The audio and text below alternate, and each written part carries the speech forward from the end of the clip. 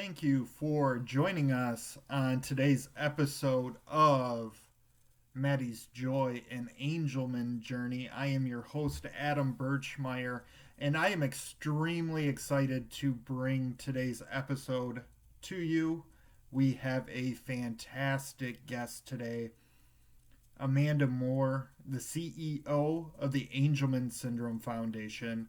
We touched upon quite a few topics in our short conversation, anywhere from adults with Angelman syndrome all the way through newly diagnosed children with Angelman syndrome. I hope you find value in today's podcast. And just so that you know, some of the audio is a little hard to hear occasionally. That was due to the magic of Zoom and some connection issues.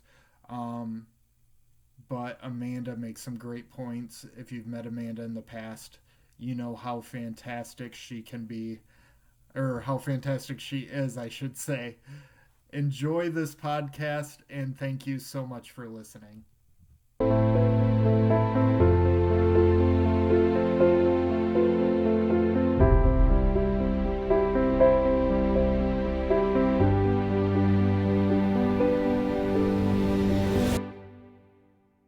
All right. So today I have a very special guest. She is the CEO of the Angelman Syndrome Foundation. She is the host of the Angelman Syndrome Foundation podcast. She is an amazing advocate for the Angelman Syndrome community as a whole. And not only that, she is a wife, a mother, and just an all around great person. Miss Amanda Moore, welcome to the Maddie's Joy Goodness, podcast. that was an intro, not deserving at all, but thank you so much. I'm so excited to be here, and I have so enjoyed listening but watching your blogs. Your blogs have been fantastic. So I'm so this turned into a podcast. Thank you. Thank you. And I just want to highlight how we met. We actually met at the family conference, and you kind of set the tone for our family. So I can't thank you enough. You were so kind. We met the day before the conference, and it put our mind at ease and just let us enjoy the conference. You didn't forget our names at all. Which is shocking, by the way. I'm not sure if the name tags helped. It did. But just thank you so much for doing what you do for our community. And with that, how did you kind of get involved in the Angelman syndrome community? Yeah. So first of all, it's my pleasure. I'll tell you the best part of the conference for me, and the best part of this job is talking to families like you. As well. I think sometimes I forget when I'm day to day doing this job that I'm a parent as well. And I need that community just as much as anybody else does. Right. And so I think that the conference is always a great place for me to be able to do that. So when you see me running up to you, it's more so as much for me as it is for you. So it was just so wonderful to meet your beautiful family. But, I got involved with this community, not in a really crazy way. It was one of those things where we were diagnosed. It took us a while to get to the diagnosis like anyone else. Jackson is a twin. Jackson and Baden, who are 7 now, were born nothing irregular. The birth mom did an amazing job, carried them for 36 weeks, and they were born and out of the hospital in 48 hours. Jackson had some feeding issues, but that was about it. And of course, around 3 or 4 months, we started seeing he wasn't progressing like his sweet brother. And so we started asking all the questions, doing all the tests. It's a typical story, literally asking everyone that you possibly can, what's going on with my son, but getting no answer and not doing the most important thing, which is a genetic test. And we wouldn't know, like rare diseases or individuals with special needs or Angelman was not a part of my vocabulary whatsoever. And so, Adam and I just tried so long to have a family, period, right? We were just so blessed to adopt these kids that that's all we came home and looked at each other like, oh crud, we have twins. What are we going to do with each other? So, we finally, Jackson had his first seizure when he was 2.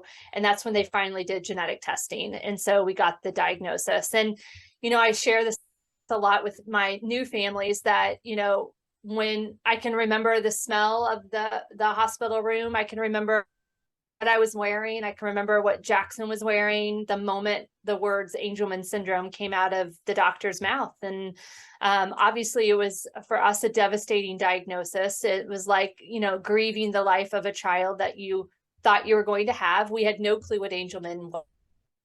Our doctor said very quickly, go and Google it, go straight to the Angelman Syndrome Foundation, because you will go to girl. And he was right, because, I Googled it and that was, I didn't follow directions. But, we came home from the hospital and I remember I was actually in the shower crying and thinking, okay, so I have some choices here. I can either allow myself to grieve in this and fall into that and let it completely impact my life, or I can do something. And, the nonprofit realm, that's all I've known. I worked at the YMCA for 20 years before I was in this role. And so all I knew was I need to volunteer. I need to do something. So a week after diagnosis, I called the Angelman Syndrome Foundation and spoke with the executive director at the time, Eileen, and said, what can I do? And at the time, they needed a particular skill on the board of fundraising and development and nonprofit management. So I joined the board 2 weeks after diagnosis. So I sat on Foundation's board for about a year. And then they approached me about moving into this role. So that's kind of my journey into the community. I think, all of us have different ways that we handle the grief. And I think every way that you handle it is your way, and it's perfect in your way. But the way I handled it was by getting involved. So that started the 4-year now journey I've had in this role. I love how you just jumped into the diagnosis and into the community. What's kind of the greatest lesson that you've learned by being in the Angelman syndrome community? Yeah, that's a great question. I think I'll preface it by saying that for people that are listening, it's okay if you don't jump in quickly. I think a lot of people have to process and do this on their own timeline. And I appreciate that. And I respect that. And I encourage that. But I think the thing I've learned the most is, the questions I get all the time are questions about, how will my child develop? Will my child do A, B, D? Or, will they be involved in school? Will they do this?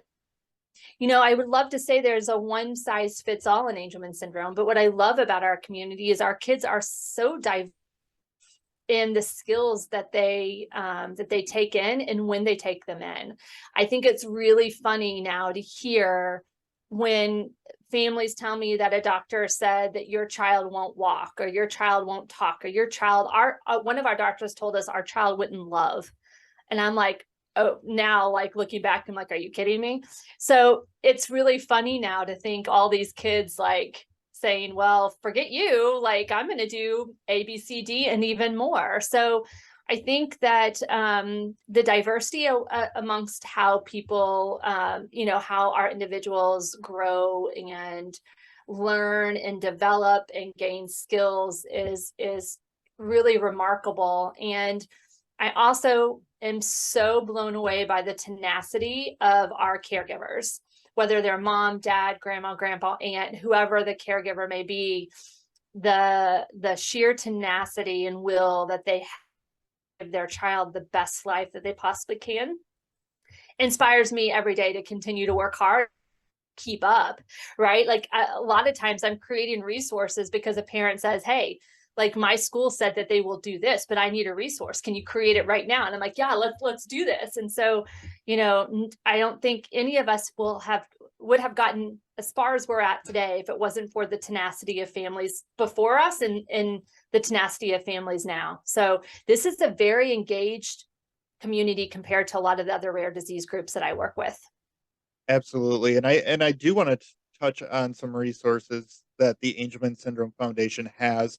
Yeah. One of my favorite resources that you guys have is the counseling services. Yeah. Um, I'm very vocal about it's okay to not be okay. Hmm. One of the best things that I did after diagnosis was actually go to see a counselor to kind of sort through my feelings because it is a grieving process. Is the counseling service, is that only open for newly diagnosed parents, or can anybody in the community access that resource? So anyone, it could be mom, dad, grandma, grandpa, aunt, sibling, whoever is touched by someone living with syndrome. That's what the service was created for. This was something that we had thought about for a while. And when COVID came around, we started seeing the mental health of our community become even more challenging. I mean, it's already hard.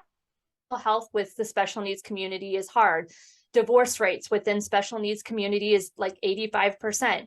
There's so many other challenges that our community faces outside of even the diagnosis that I think having someone on staff that you don't have to worry about payment, you don't have to worry about insurance, that you can access very quickly was really important to us. And I appreciate you sharing your journey because I still think it's a stigma to reach out. And, I utilize our own counseling service because I think it's really, really important to be in touch with that and to know that you don't have to do this alone and that sometimes it's okay to not be okay. But, having those tools to walk through that's important. So that program is not going to go anywhere anytime soon. There's no cap on how many times you see her.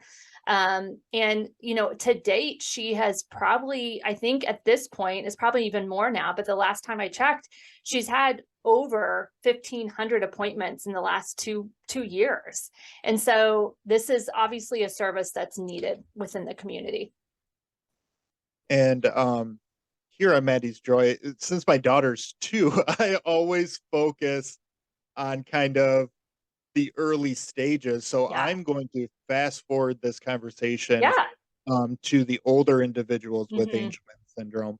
One thing that I loved about the family conference was the message that no one's going to be left behind. Yeah. And I actually listened to your podcast with Robin, who Hmm. has an older daughter, Paige, and that was just an eye opener. So, can you just highlight some programs, or Yeah. where should a family start that has an older individual with Angelman syndrome, but they're kind of just bogged down in the Yeah. process? I think it's a great question. And I think really great that a newly diagnosed parent would think about it and appreciate it because I do think a lot of our families, our caregivers in the community often feel like they're left by any Angelman organization that is out there supporting because there's a lot of work around finding therapeutic treatments, helping newly diagnosed. And we heard that loud and clear when we did a survey 4 years ago where over 90% of the people who responded said, what about me? What about our individual who is an adult? There's no services, there's no help. Like we're way as we go. And so, we created an adult service task force ran by parents in the community, and have worked to create resources that may be helpful, whether it's a transit. So what to be thinking about when your child is 13, 16, 18 to be prepared, right? Whether it is having webinars around guardianship and social security, whatever it may be. There's a whole page now on our website just dedicated to resources for adults. I will also say that both organizations, FAST and ASF, are working very hard together on how we with more treatment options for everyone living with Angelman syndrome, but also making sure that those adults living with Angelman syndrome know that we're concentrating on the full spectrum and that they won't be left behind. I would also encourage for people who are listening, if there is something that providing that you think we could be better, that we could do better, because I have my child's 7, yours is 2, like we just haven't walked that walk yet. And so there might be stuff that we aren't doing that needs to be done. and we'll do it. We'll work hard to make it happen, but we need to know what that is. So yeah. Absolutely. And one thing for the school age children is IEPs. Yeah. At the family conference, that was a big breakout session. Um, Briefly describe what an IEP is and how can a parent best prepare for those IEP meetings? Yeah. So an IEP is an individualized education plan. They start as early as 2 or 3 years old. So when they're transitioning out of whatever program your state has, ours is called First Steps, where Jackson was in First Steps from 0 to 3 and then transitioned into the school system or into, whatever's next. It's basically a plan of how the school or how the team is going to work with your child, both in the educational setting, but also with OT, PT, speech, whatever therapies that you may need. So, these start on very early on, and they go on until you transition out of high school, which in every state it's different age, but usually it's about 21, transition out of the high school care.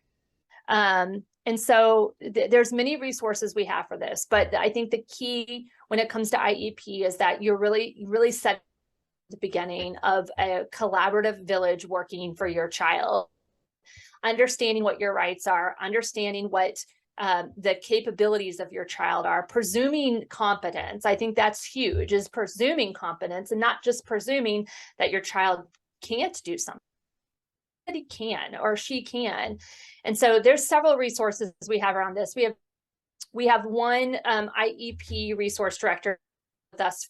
There's Michelle Harvey. She has she has a sibling with Angelman syndrome, and she's been in the education world forever. We also have a great program with the Colorado Children's Hospital with their IEP advocate, Stacy Zimmerman. These are all that are free to you. The great thing is that you can work with these individuals before your IEP to really understand how to go into the meeting. Like I said, what your rights are. And then Stacy will even sit on the meetings with you and advocate. So those are two great resources you can find online. We also have something called an IEP bank. And basically what this is that if you're looking for an IEP goal for a child who is 4, in occupational therapy, you can put that all into the drop downs, push go, and then all these goals that have been relevant for other kids with Angelman syndrome at that age and that area will come up. So if you're looking for specific goals to help out your team, you can find that there as well. But a lot of resources around this, because this is a long journey. The IEP is a long journey because you're going to be doing this for from age 3 on. And something that parents of a child with Angelman syndrome can access at any age is the Angelman syndrome specific clinics. How many clinics are out there right now? And if someone out there is interested, how do they get in touch with these clinics? So I think we're at like 23 or 24. They keep coming on, which is a good thing. Our goal has always been to have a clinic within driving distance of every family. And so now we're looking, we have a heat map of we have close to 7,000 individuals with Angelman syndrome within our contact registry. So we've put together a heat map to look where the high populated areas are, as well as where there's a gap in services. And that's kind of what we're concentrating on now, is creating these clinics where there's gaps of services. So there's about, like I said, I think 22 or 23 now. We have 8 internationally that we work with. And, the goal is it's a 3-tier system. So I think this is really important for families to hear, because, we're lucky that we have some of our clinics like Colorado, like MGH, like UNC, that are what we call centers of excellence. So these are centers that you can go and you can see anyone from a geneticist all the way down to PT, OT. You see the full spectrum when you go to a clinic date. Now, this could be, monthly. They could be, once every, 4 months. It differs whatever, whatever hospital you're going to. But those center of excellences, you're going to see all specialties. Then we have some clinics that we call multidisciplinary clinics. So that means you're going to go and they're specific disciplinary. So it could be a neuro, sleep, and behavior. And if you go, those are who you're going to see, and those are the experts in that area. And then we have a couple that are just one disciplinary. They are amazing neurologists that are really great at clinical trials, maybe, and they've come onto the network for that purpose. The goal is to all them, eventually center of excellence, but that takes time, because the goal is you're seeing people that know Angelman, understand Angelman, and are experts at it, so you don't have to be. So, if who's wanting to attend one of those clinics, you can, go on our website and you can find all the information that you need on the website on how to connect with those clinics. You can always call me, reach out to me. I will get you connected. But what will happen is they'll then take you through the process of enrolling. So you'll go through the ladder learning database, which is the clinical needs assessment, to fill out all the information, show up for your clinic day, and kind of the rest is history. I mean, then you're working with these amazing clinicians that have been in this space and that, can really help you and encourage you that, hey, your child's actually doing really well. Like, you've done a great job. You're doing everything right. Keep it up, right? But the goal is to continue to expand, especially as we move into clinical trials, because we want the clinical trials to happen at these clinics, because we need experts really doing the trials as they are going to be. They're invasive trials. So we need people who understand how they're going to respond. Yeah, we're so excited. Maddie's actually going to I Denver know. here shortly. But what resources are out there for families that might feel like they can't afford Yep. to travel for a clinic? How can they get in touch with the foundation to get assistance with that? I'm glad you brought that up. I was going to mention that and I totally forgot. So we have something called the Family Fund. And the Family Fund was actually created because we were hearing from the community that a lot of people want to get to a clinic, but they just can't, travel.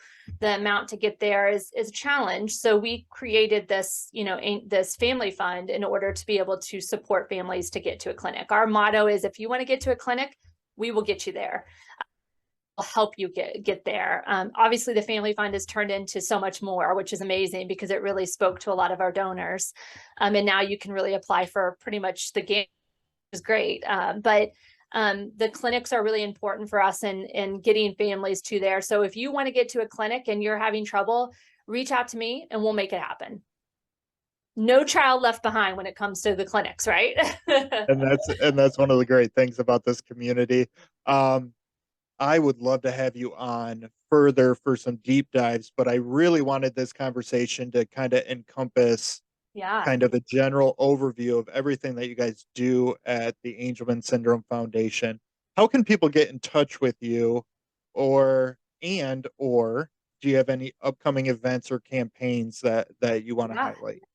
We're actually, well, first of all, you can always email me at either amore@angelman.org or dearamanda@angelman.org. Either one works. Angelman.org is the website. I think everyone and their mom has my cell phone number. So, it's always out there, 317-514-6918, whatever you need. That form, we have a team of people that will call any hour of the day to support you. A couple things coming up. So, we have the end of the year campaign happening right now, which your beautiful daughter is in the video that we're going to be launching next week. So thank you for that. But we do the end of the year a year at this time, and it's just our way to, ask the community to help us continue our mission. The theme of this year is turning dreams into reality. And that could be, turning the dream into getting into a school, an inclusive classroom. It could be getting an adaptive bike for your child. It can be a therapeutic treatment. It can be getting the dream of no more seizures. Like, I think the theme speaks to any different kind of walk in your journey. But the campaign goes to the end of the year. If you are so compelled at all to donate, you can go to angelman.org and click on the big donate button that's right there. And then I think, for those of you that are able to go, I think the next big Angelman event is the FAST Summit and Gala, which is in Miami in the 1st of December. So if you can't attend, definitely listen online. They'll have some great updates as far as the research happening within the field. And then for us, the next big thing is the walk. So I think it's May 20th. I should know. We on a theme, so we'll be announcing that soon. There might be in this podcast somewhere of what the theme may or may not be. Leave it right there. But we're really excited. Time we bring close to 10,000 people together to support and bring communities together. So the walk is my most favorite time of the year. So yeah, I appreciate being able to share all that stuff. And so yeah, it's an exciting time for our community.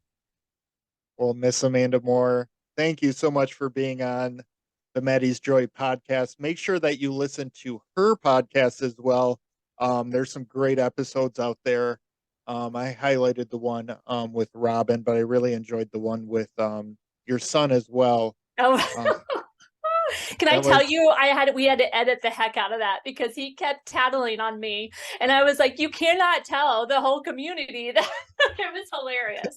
It was a lot of fun though. You should definitely listen to it. And just so today, I think today we released the newly diagnosed 1011 with me, Liz, and Catherine. And so you definitely should listen into that one as well. All right, perfect. And they can listen to that on Apple Podcasts, Google Podcasts, Spotify. All those things. You know better than I just do the podcast. The PR team does the rest. All right. Well, perfect. Well, thank you so much. We hope to have you on again soon. And thank you for everything that you do. Of course. Thank you. You're an amazing daddy. I appreciate you so much. Thank you. And that is today's podcast. Thank you so much to Amanda Moore for joining us. I'm hoping to be bringing more information like this to the Angelman community and to the broader community as well. Thank you so much for listening. Again, you can catch our podcast every single Friday on YouTube, Spotify, Apple Podcasts, Google Podcasts, Anchor, and you can also catch our weekly blog on maddiesjoy.com, and those posts drop every Monday. Thank you so much for listening, and until next time, have a wonderful day.